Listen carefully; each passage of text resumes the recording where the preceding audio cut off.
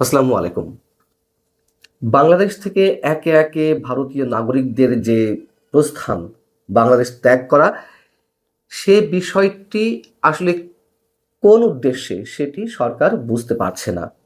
মানে বাংলাদেশ সরকারের কথা বলছি।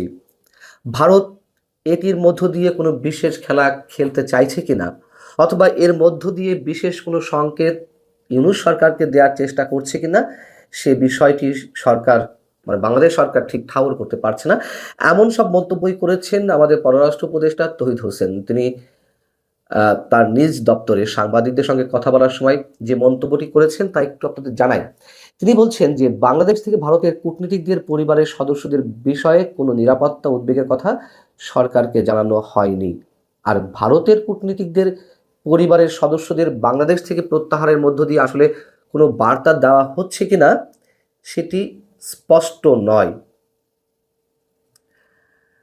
প্রশ্ন হচ্ছে যে কেন স্পষ্ট নয়, কেন সরকার কোনো ধরনের সিগন্যাল পাচ্ছে না বা কোনো ধরনের সংকেত পাচ্ছে না? মানে শুধু শুধু এইভাবে বলে দিলেই তো হয় না, নাকি সত্যিই সরকার জানে সেগুলোকেও সরকার মোকাবেলা করতে চায় অন্য কোনো মাধ্যমে? তারও দু একটা সিমটম হয়তো আমরা পেতে পারি সরকারের বিভিন্ন কর্মকাণ্ডে। তার আগে একটু আপনাদের মনে করিয়ে দিই যে গত 20শে জানুয়ারি বাংলাদেশে ভারতের যে হাই কমিশন এবং সহকারী হাই কমিশনগুলো রয়েছে, সেখানে দায়িত্বরত ভারতীয় কূটনীতিক ও অন্য কর্মকর্তাদের পরিবারের সদস্যদের ফিরিয়ে নেওয়ার সিদ্ধান্ত জানিয়ে দেয় নয়াদিল্লি। এবং গত 24শে জানুয়ারিও বাগেরহাটের রামপালে যে Bangladesh India friendship power company রয়েছে, যে তাপ বিদ্যুৎ কেন্দ্র রয়েছে, সেখানে কর্মরত 9 জন ভারতীয় 9 জন ভারতীয় কর্মকর্তা কর্তৃপক্ষকে কোনো ধরনের নোটিশ ছাড়াই বা অথরিটির কোনো ধরনের অনুমতি ছাড়াই বাংলাদেশ ত্যাগ করে ভারতে চলে গিয়েছে।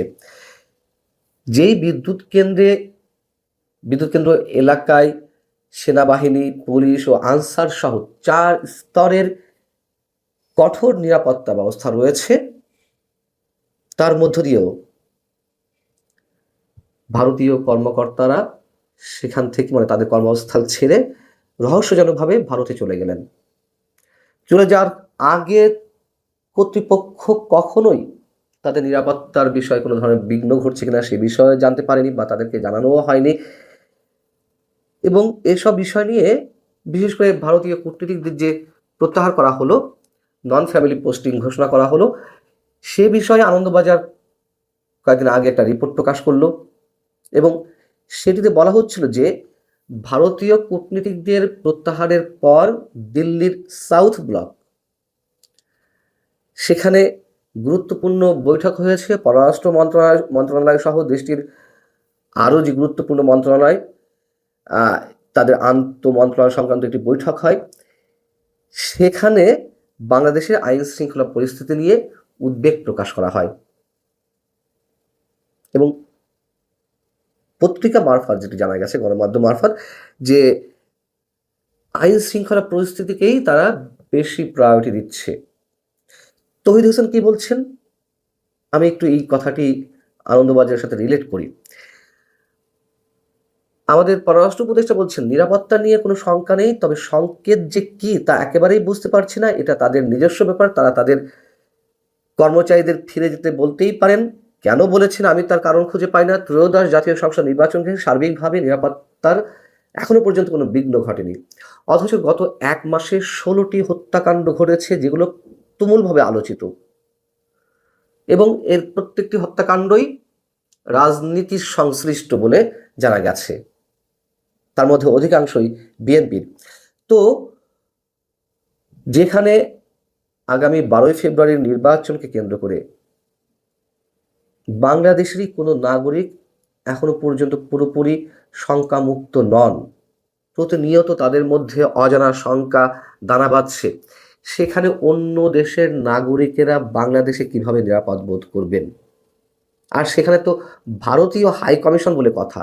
নিঃসন্দেহে বাংলাদেশের দূতাবাসেও মানে দিল্লিতে অবস্থিত বা ভারতের বিভিন্ন জায়গায় অবস্থিত বাংলাদেশের যেই দূতাবাস, উপদূতাবাসগুলো রয়েছে, সেখানে কর্মরত বাংলাদেশিদের নিরাপত্তাও রয়েছে, এটাও সত্য কথা। কিন্তু আমাদের পররাষ্ট্র উপদেষ্টা এই কথা বলেন কিভাবে যে ত্রয়োদশ জাতীয় সংসদ নির্বাচনকে কেন্দ্র করে আইন শৃঙ্খলা পরিস্থিতির এখনো তেমন কোনো অবনতি ঘটেনি? অবনতি যে কতটা ঘটেছে তা আন্তর্জাতিক গণমাধ্যমেই প্রতি মুহূর্তে উঠে আসছে। সে বিষয়ে আমার পরবর্তীতে যে ভিডিও রয়েছে সেখানে আমি বিস্তারিত আলোচনা করব আল জাজিরা রিপোর্টকে কেন্দ্র করে। তো এর মধ্যে যুক্তরাজ্য সহ আরও কয়েকটি রাষ্ট্র, আরও কয়েকটি রাষ্ট্রের যে দূতাবাস বাংলাদেশে রয়েছে সেখান থেকেও সতর্কতা জারি করা হয়েছে। তৌহিদ হোসেন সাহেবরা কেন বুঝতে পারছেন না যে ভারতীয় কূটনীতিকদের কেন প্রত্যাহার করা হয়েছে? তবে হ্যাঁ, শুধু এটিই তো কারণ নয়, নিশ্চয়ই এই প্রত্যাহারের মধ্য দিয়ে আরও অনেক ধরনের খেলা রয়েছে, সেটি আমরাও মনে করি। খেলা কেমন রয়েছে তারও একটা উদাহরণ একটু তুলনামূলকভাবে একটু আপনাদের সামনে তুলে ধরি। যেমন আমাদের পরিবেশ, বন ও জলবায়ু পরিবর্তন বিষয়ক এবং তথ্য বিষয়ক উপদেষ্টা সৈয়দা রেজাওয়ানা হাসান, তিনি কি বলছেন সাংবাদিকদের? যে বাংলাদেশের নির্বাচন নিয়ে ভারত মতামত দেওয়ার অধিকার রাখে না। মানে আমাদের কূটনৈতিক সুলভ যে আচরণগুলো সেগুলো আমরা একটু খেয়াল করি। রেজাওয়ানা হাসান বলছেন ভারত নির্বাচন নিয়ে কোনো মতামত দেওয়ার অধিকার রাখে না, এটি আমরাও মনে করতে চাই এবং এই মনে করাটা প্রত্যেক রাষ্ট্রের জন্যই প্রযোজ্য বলে মনে করি। অথচ যেখানে বাংলাদেশে নিযুক্ত যুক্তরাষ্ট্রের নতুন রাষ্ট্রদূত ব্রেন্ট ক্রিস্টেনসেন, তিনি উপদেষ্টাদের কারোর সাথে কথা বলছেন, তিনি তার মতামত ব্যক্ত করছেন নির্বাচন নিয়ে, এবং আজ যে নির্বাচন কমিশনে গিয়েছিল নির্বাচন কমিশনারদের সাথে বৈঠক করতে, সেই বৈঠকে কি কি প্রশ্ন করা হয়েছে তার খানিকটা বলেছেন নির্বাচন কমিশনের সচিব। তিনি বলছেন যে ব্রেন্ট ক্রিস্টেনসন তিনি যুক্তরাষ্ট্রের পক্ষ থেকে জানতে চেয়েছেন কোড অফ কন্ডাক্টের বিষয়গুলো সম্পর্কে, এটির সার্বিক প্রস্তুতি কী, অথবা আইন শৃঙ্খলা ব্যবস্থাপনা কি হতে যাচ্ছে, আরও খুঁটিনাটি অনেক বিষয়ে জানতে চেয়েছেন এবং মন্তব্য করেছেন মার্কিন রাষ্ট্রদূত। মার্কিনীরা বাংলাদেশের নির্বাচনে যে কোনো মতামত দিতে পারবে, যে কোনো প্রশ্ন করতে পারবে, এইসব তাদের অধিকার। কই যুক্তরাষ্ট্রের বেলায় তো কোনো টু শব্দটি আমরা শুনছি না সরকারের পক্ষ থেকে, কিন্তু ভারত প্রসঙ্গে নানান ধরনের আক্রমণাত্মক বক্তব্য আমরা একের পর এক শুনে যাচ্ছি। আমরা তো বলছি যদি সরকারের এই সাহসী ভূমিকা যে কোনো রাষ্ট্রের প্রতি হয়ে থাকে সেটি অবশ্যই গ্রহণযোগ্য, কিন্তু এই ধরনের মন্তব্য করে বিশেষ কোনো রাষ্ট্রকে বরং উস্কানি দেওয়ার চেষ্টাটাই আমরা দেখতে পাই।